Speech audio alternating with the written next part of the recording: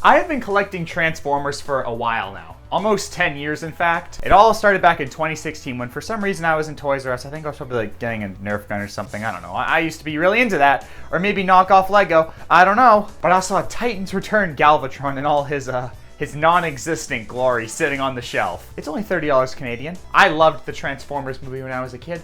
What's the worst that could happen? 28 pounds. And this is only like half of my collection. What have I become? With this money, I could have bought a car, a child to work the coal mines, or like SH Figure Arts King Cold. But all I have before me is a cursed plastic toy robots. But I'm okay with that. I love spending thousands of dollars on Transformers. It's actually terrifying that that's not hyperbole. But sometimes I truly do find myself questioning, is this even fun anymore? Am I having fun checking Amazon every day, just praying that United Cosmos and Studio Series 86 Bone Crusher is in stock? Hold your horses, buddy. I'm getting ahead of myself here. So grab a bottle of formula, maybe some hair, or a more appropriate snack, and join me as I slowly lose my mind collecting Transformers in the current year.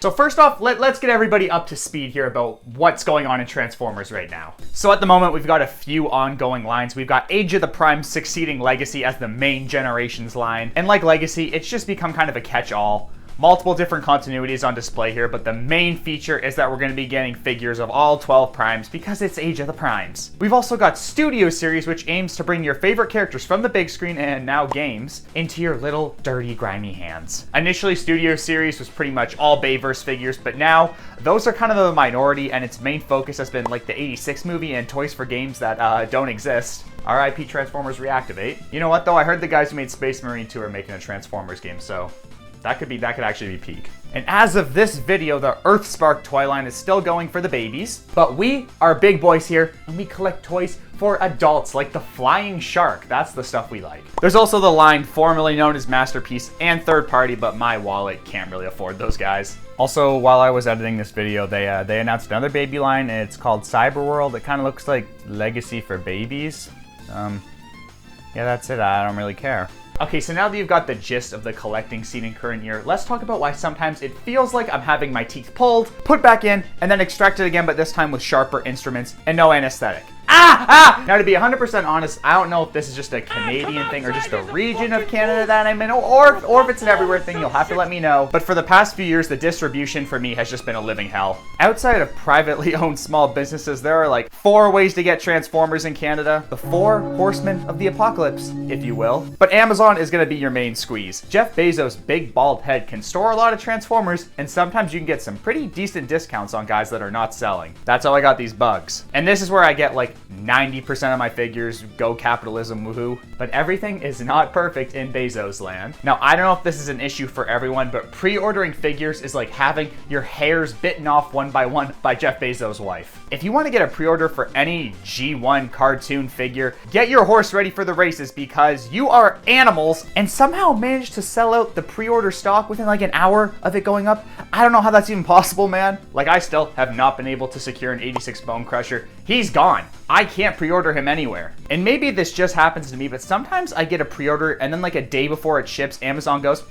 no, we don't actually have that. Kick rocks, kid. This just happened to me with Cosmos a while ago, and it honestly almost sent me over the edge, dude. But to be honest, I would say Amazon is the most reliable out of the horsemen, and that's saying something. GameStop is next. And I rarely order from these guys because they just never really have anything in stock. But what they do have is exclusives. See, in Canada, we don't really have Pulse, so all those Pulse exclusives get sent to GameStop instead, and they sell out quicker than Amazon. This year, we got a few reissues of some older Titans and a new paint job for Triptychon. Cool, I really want to get that. Oh wait, they sold out immediately. Mom, put the credit card away. We don't need it. Go buy groceries or something, I guess. Now, occasionally, I have gone into my local GameStop and found figures there earlier than they're supposed to come out, so points for that. GameStop's biggest issue is just that they never really have stock, except for when the apes were in control, and then everyone had stock. Walmart, I don't know what the hell is going on their website, but it is just polluted with third-party sellers like it's eBay. Like, screw the Walmart site, dude. It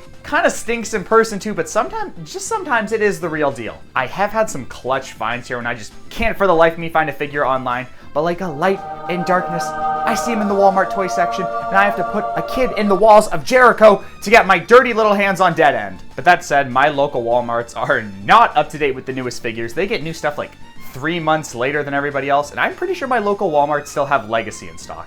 Like the first Legacy. Walmart isn't like terrible, but it could be a lot better. Okay, now we're at the bottom of the barrel. Toys R Us is the worst of the worst, man. They upcharge for their figures, that's it. Like, I wanted 86 Blaster, who is an exclusive to the Us, but they wanted almost $60 for him, and like, I'm sorry, he's a great figure, but he is not worth almost leader price. Screw you, Toys R Us. Moving on from the Horsemen, sometimes I just can't even get cool figures in Canada. Like these really cool comic edition guys, I don't think ever popped up anywhere here. And HasLab, ooh, if you want these guys in Moose Country, good luck. Actually, you know what? There is one more Horseman. The secret level, if you will. The aftermarket.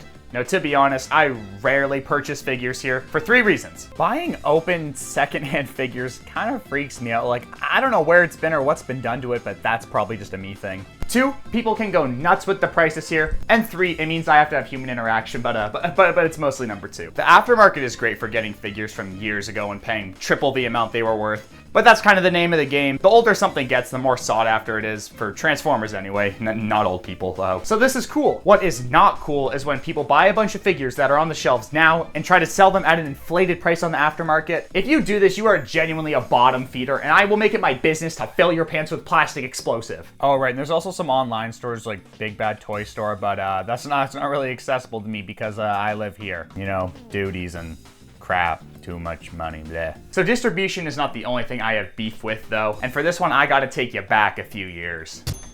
Bring it. See, nowadays Takara and Hasbro are united with their toy lines.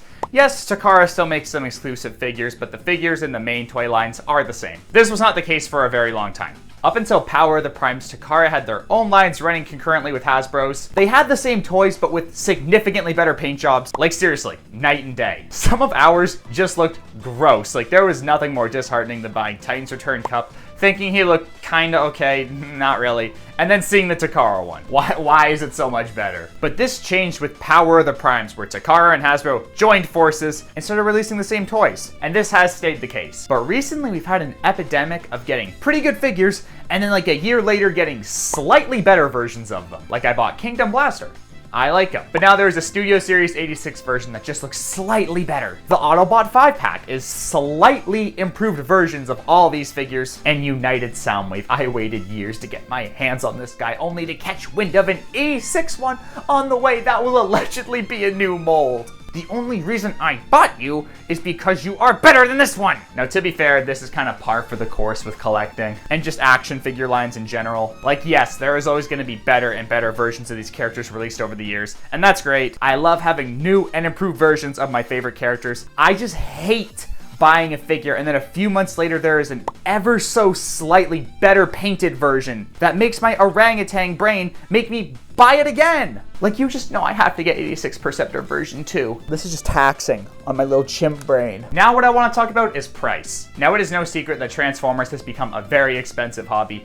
I mean, when I first started collecting, deluxes were going for 20 Canadian, and now they go for about $40 after tax. Now obviously, inflation happens and things are gonna get more expensive, but I often find myself thinking, when does this become too much money? And because of a certain someone, we may be facing higher prices in the coming days. Like my last reviews, the Coneheads. Those guys ran me about 150 Canadian for the whole set, and they're not even great figures. Like sometimes after I buy a leader, I just think like, is this worth almost the price of a AAA game? I could be pre-ordering Doom the Dark Ages with this money. And sometimes you do have to wonder if a figure is worth the price. Like the new HasLab Leo Kaiser.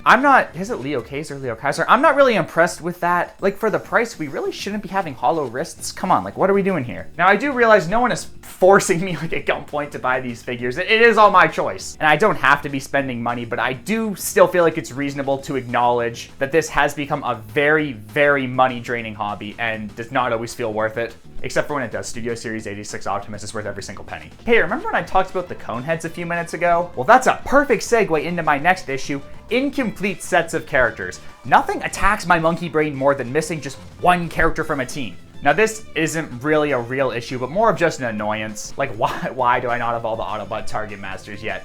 Crosshairs came out all the way back in Siege, and Point Blank was in Legacy 1. Where the hell is Sure Shot? I swear to God this guy has been leaked in listings like 5 times, but just has never come to fruition. Same with the Deluxe Insecticons Venom.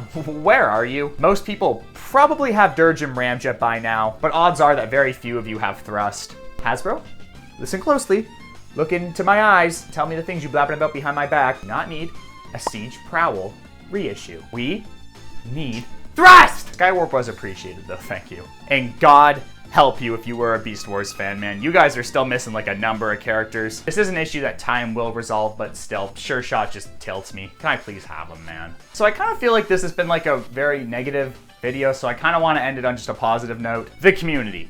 Now I can say with 100% certainty that the Transformers fandom is the best fandom I've ever come across. No glazing. This is how I feel. Everyone has different parts of this brand they enjoy. The shows, the comics, games, if they still made them, toys, and the community is super welcoming to everyone. Like personally for me, I don't really watch a lot of the shows. I've played like a few of the games. I'll dabble in the comics sometimes, but it's just really the toys for me that I'm into. Yeah, there are freaks like every fandom, but that's like the 1%. Events like TFCon bring all of us robot creature freaks together, and also brought to my attention that people still play the Transformers TCG. Also, TF Wiki is the best wiki I've ever seen for any piece of media ever. Like, it is insane how much info there is on this site. There are few communities as special as the Transformers community, and it's because of people like you. Yeah, you right there. That's kind of hammy, but you know what? I mean it. That's it. That's the end of the video. My Patreon has some more exclusive videos on it. No wall this video. I smell like a wiener, and I will see you next time.